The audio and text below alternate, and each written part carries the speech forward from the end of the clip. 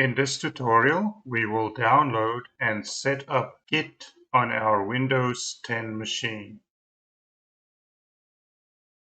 This slide shows the official Git homepage and the download and installation URL for Git. These are the high-level steps we will take to get Git installed and set up on our system. First, we will go to the download page for Git and download the Git for Windows 10. We will then run the downloaded executable and perform all the required setups, after which we will verify that Git has been installed correctly using the installed Git bash terminal.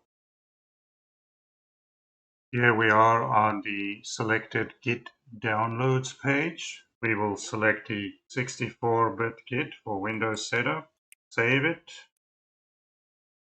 show in folder, and select Run as Administrator. Accept the license, accept the default directory location, say yes. Yes, we want additional icons on our desktop. Click Next. Yes, we want that shortcut. And for our default editor, since this is Windows, I'm going to use Notepad++ as our default editor. Select Next. We select the recommended option.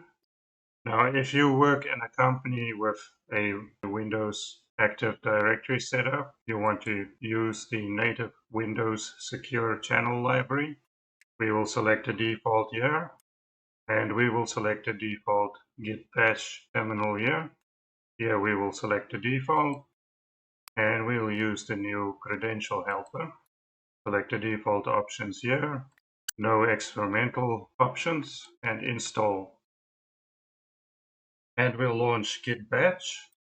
It opens up the release notes for us. Let's just have a look at our Git bash. It is in our users directory. If we have our Git repos in other locations, we need to change our directory. Now we are in our root C drive. This lists all of our directories. So let's go to one of our previous Git repositories.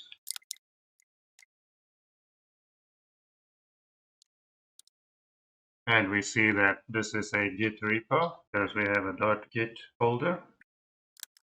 And it looks good. It looks like our Git install has been successful, and we can look at our previously installed local Git repositories. And that concludes this lecture.